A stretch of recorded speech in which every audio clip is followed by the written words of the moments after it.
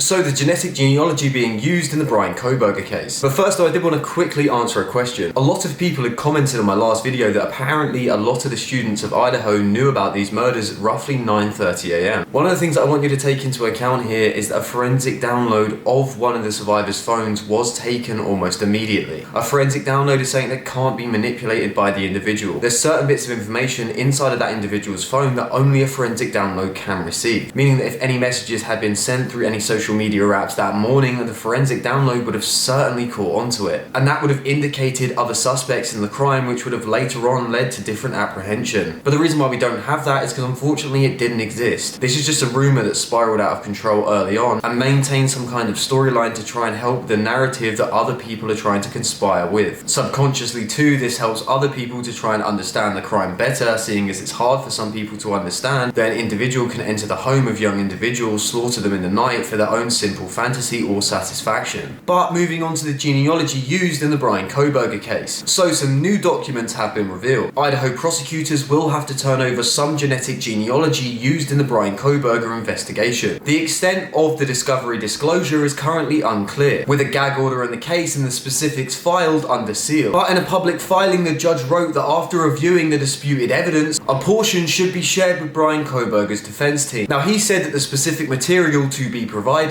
is set forth in a sealed order to protect the privacy of the IGG information, including individuals on the family tree. Now, the prosecution have argued that the police used IGG in order to generate leads, but not to obtain any warrants in the case, and as a result, did not have to disclose this. And a lot of individuals have counted this as a win for Bryan Kohberger.